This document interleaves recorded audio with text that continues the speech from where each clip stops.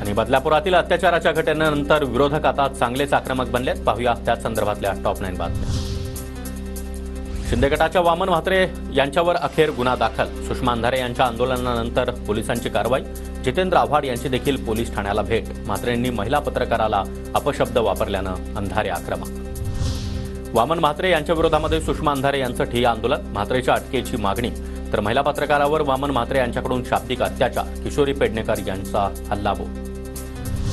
महिला पत्रकाराला कुणी बोललं तर तिथेच थोबाड फोडायला हवं. वामन म्हात्रेंवर योग्य ती कारवाई झालीच पाहिजे. चित्रा वाघ यांचं देखील वक्तव्य. वामन म्हात्रेंनी महिला पत्रकाराची माफी मागितली पाहिजे. संजय शिरसाट यांची प्रतिक्रिया. आंदोलकांच्या भावनेचा विरोधकांकडून राजकीय वापर होत असल्याचा देखील शिरसाट यांचा आरोप. बदलापूरमधील अत्याचार घटनेचे वार्तांकन करणाऱ्या महिला पत्रकाराबाबत माजी नगराध्यक्ष वामन म्हात्रेंनी केलेल्या शेरेबाजी विरोधात टीव्ही जर्नलिस्ट असोसिएशन देखील आक्रमक.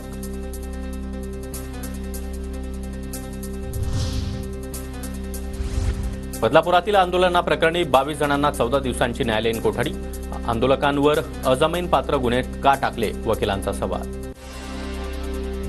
बदलापुरातील अत्याचार प्रकरणामधील आरोपीच्या पोलीस कोठडीमध्ये वाढ. कल्याण कोर्टाकडून अक्षय शिंदेला 26 ऑगस्टपर्यंत पोलीस कोठडी. बदलापुरातील अत्याचाराची घटना घडलेली शाळा भाजपशी संबंधित. तक्रार न घेण्यासाठी पोलिसांवर दबाव होता. एसआयटी हा शब्द फडणवीसांच्या तोंडात शोभत नाही. संजय राऊतांचा हल्लाबोल. 11 तासानंतर एफआयआर दाखल झाला. तिथेच समस्या. बालहक्क आयोगाची टिप्पणी. तर बदलापुरातील घटनेमध्ये अजून मुलींबाबत असं घडलंय का याची भीती. चित्रा वाघ यांच्याकडून शंका व्यक्त.